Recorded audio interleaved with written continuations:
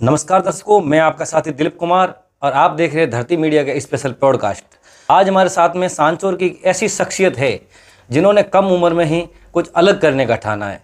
जिस समय लोग कोई टीचर बनने का सोचते हैं, कोई डॉक्टर बनने का सोचते हैं, कुछ लोगों के सपने नहीं होते, इस समय ये जो मेरे साथ में मुकेश जी है, इन्होंने ये एक किताब लिखी है, हिज्र का सफ़र।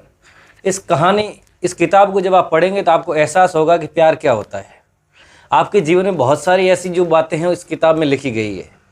तो मुकेश जी नमस्कार, आपका स्वागत है हमारे इस पॉडकास्ट में। Thank you sir. आपका साधारण जीवन होने के साथ साथ आपने किस प्रकार से खुद को राइटर के तौर पर पहचान दिलाने का सोचा? सर मैं बचपन से ही मेरी जैसे 10th के बाद ही मेरी साहित्य में काफ़ी रुचि बढ़ने लगी। धीरे धीरे मैं साहित्य पढ़ने लग गया। कुछ किताबें मैंने पढ़ी, जैसे दिव्य प्रकाश दुबे जी का अक्टूबर चाय मसाला चाय अक्टूबर दुबे पढ़ी। इसके अलावा मैंने एक बहुत प्रसिद्ध उपन्यास पढ़ा, उससे ही मुझे इस उपन्यास को लिखने की प्रेरणा मिली, जिन्होंने धर्मवीर भारती का गुनाहों का देवता। उसके बाद ही मैंने ठाना कि मुझे भी एक ऐसी किताब लिखनी चाहिए, और ये मेरा पहला काल्पनिक उपन्यास है। तो आपका गांव कौन सा है? मेरा गांव आमली दाड़ेचा के निकट है, सांचौर से 10 किलोमीटर की दूरी पर। आप घर में कुल कितने सदस्य हैं? हम सर 4 भाई बहन हैं टोटल, 1 बहन और 3 भाई जी। और हमारे पेरेंट्स। आपके परिवार का क्या बैकग्राउंड है? हमारे परिवार को कृषि समुदाय से संबंधित रखता है, फार्मर्स। और आप वर्तमान में क्या कर रहे हैं? वर्तमान में मैं बीए सेकेंड ईयर का छात्र हूँ। जी। आप पढ़ाई के साथ साथ में खुद को उपन्यास लिखने के लिए प्रेरित किया। बिल्कुल। तो आपने मुकेश जी पढ़ाई के साथ में ये लेखनी का कार्य भी शुरू किया। बिल्कुल जी। आगे आपको जीवन में क्या करने का है? मेरा सर इरादा आरपीएससी में जाने का है। अभी मैं एक और इसका द्वितीय पार्ट भी लिख रहा हूँ, वो एक बार पूर्ण हो जाए, और साथ साथ मैं आरएस की तैयारी भी कर रहा हूँ। जो हिज्र का सफ़र किताब का जो दूसरा भाग है वो आप कब तक पब्लिक कर लोगे? आगामी 6 महीनों तक मैंने इसका लक्ष्य रखा है, और मुझे पूर्ण विश्वास है कि वो भाग बड़ा रोमांचित होगा, और वो कॉलेज के बाद की लाइफ होगी। इसमें पूरी स्टोरी जो है वो स्कूल लाइफ तक है, एक लड़के और लड़की की। इसके मतलब इसका छोटा सा संक्षिप्त में आप बताना चाहेंगे कम से कम समय में 2 लाइन में, इसमें क्या है वो बातें? इसमें 2 हृदय हैं जो एक दूसरे के लिए धड़कते हैं, लेकिन कभी एक नहीं हो पाते हैं। बस इसी से इतनी ही कहानी है।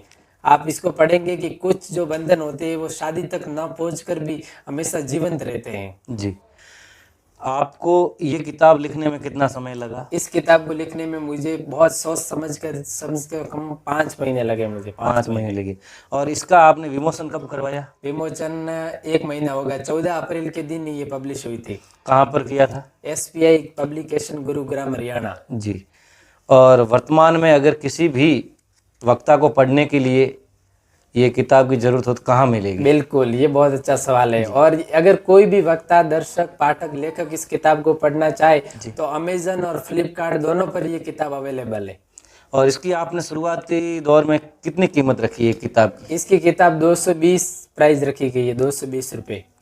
और यदि कोई ऑनलाइन नहीं बल्कि आपसे जो सीधा संपर्क करके अगर ये किताब मंगवाना चाहे बाय पोस्ट, तो आप उसको क्या, आपका एड्रेस क्या रहेगा? बिल्कुल, अगर किसी भी भाई को मेरे पास किताब ये मंगवानी है तो मुझे इंस्टा पर या व्हाट्सएप पर मैसेज कर सकते हैं। मेरे पास इसका स्टॉक रहेगा हमेशा।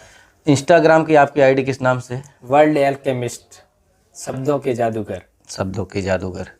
और आपका स्थायी एड्रेस?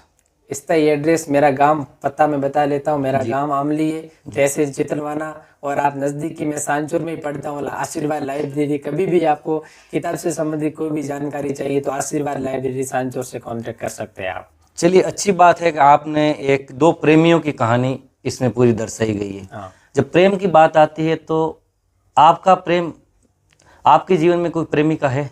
बिल्कुल नहीं सर, मैंने ये उपन्यास सिर्फ काल्पनिक आधार पर लिखा है, सोच समझ कर। ये कल्पना शक्ति के आधार पर लिखा गया पूरा। नहीं, ऐसा नहीं। कई बार होता है कि खुद के जीवन में होता है, जैसे कि अभी वर्तमान में कुछ समय पहले एक किताब हुई थी कलेक्टर साहिबा। बिल्कुल, उनकी जीवनी थी, उन्होंने स्वयं को उस किताब में उतारा। हो सकता है कि आपके भी कुछ पल हो इसमें कैद, इसलिए हमारा पूछना भी लाजमी था। आपका पूछना जायज है, पर ऐसा है नहीं सर। ये जो किताब है वो 3rd पर्सन लिखी गई है, 3rd पर्सन रखकर लिखी गई है। जो मैं हूँ, जो इसको लिख रहा हूँ, तो 3rd पर्सन के रूप में इस किताब को मैंने लिखा है। आप जब इस किताब का लेखन करते हैं तो उसके लिए आपको कौन सा सही समय रहता है लिखने के लिए, सुबह, शाम, दोपहर? बिल्कुल, बहुत अच्छा सवाल है, ये सबसे अच्छा सवाल है। और ये शाम के समय ही मैंने लिखी है पूरी किताब। इस किताब को पूरा समय मैंने नाइट में लिखी है, दिन में कभी भी इस किताब का कोई अंश मैंने नहीं लिखा। ऐसा क्यों कि क्योंकि सर, क्योंकि रात्रि टाइम जो होता है वो पूरा सोचने और समझने और अच्छा एकदम चिंतन करने का टाइम होता है। और ज्यादातर मैं घूमता था, जैसे उदयपुर वगैरह काफी घूमा, तो वहां पर घूमने के बाद मुझे वापस आकर लिखने में बहुत मजा आता था, तभी मैंने ज्यादातर ये किताब लिखी है। आपके नज़र में और भी कोई था जो किताबों में दिलचस्पी रखता था, जो लिखने में? बिल्कुल, मेरा एक मित्र है, लॉर्ड बुद्धा कॉलेज सांचौर में अध्ययन रहते हरीश भाई जी, बहुत अच्छा मेरा दोस्त है। और वो भी ये भी लेखन कला में पारंगत है और वो भी लिख रहा है कुछ कार्य। वर्तमान में उनकी कोई किताब? उन्होंने अभी तक कोई ऐसी रचना रची नहीं है, पर उनका आगामी भविष्य में कोई उपन्यास आ सकता है, मैं ऐसी आशा रखता हूँ।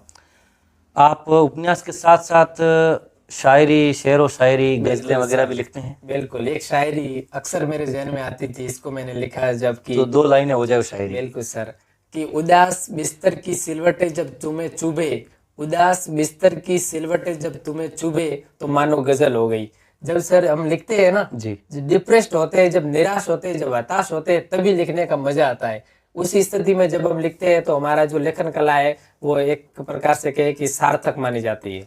बिल्कुल सही बात है, क्योंकि लेखन हमने भी बहुत किया है बिल्कुल, और लिखने में हमारी भी रुचि है। और आज भी हम जो आपसे मैंने जो सवाल किया कि आप कब लिखते हैं, आप शाम को लिखते हैं। हाँ। फ़र्क ये है कि आप शाम को लिखते हैं और मैं सुबह लिखता हूँ। बिल्कुल बिल्कुल। और बहुत जल्द हमें उम्मीद है कि वो आपके साथ साथ हम भी अपना लॉन्च कुछ करेंगे लोगों तक पहुंचाने का। बाकी आज के हमारे ये मेहमान थे मुकेश जी धोरावत, जिन्होंने ये किताब हिजर का सफ़र लिखी है। इस किताब में बहुत कुछ लिखा गया है जो कम समय में इन्होंने लिखा है। और सबसे ख़ास बात, आपको इस किताब को पढ़ते समय कोई बोर नहीं होंगे। मात्र 62 पेज है, 62 पेज, जो कि आप 1 घंटे में भी इसको पूरा पढ़ सकते हैं। और यदि आपको जहन में उतारनी है तो थोड़ा समय लग सकता है। आप इस किताब को पढ़िए, तब तक आनंद लीजिए। मिलते हैं किसी अगले शख्स के साथ, तब तक के लिए धन्यवाद। मैं आपका साथी दिलीप वैष्णव, मिलते हैं किसी अगली शख्सियत के साथ। Thank you.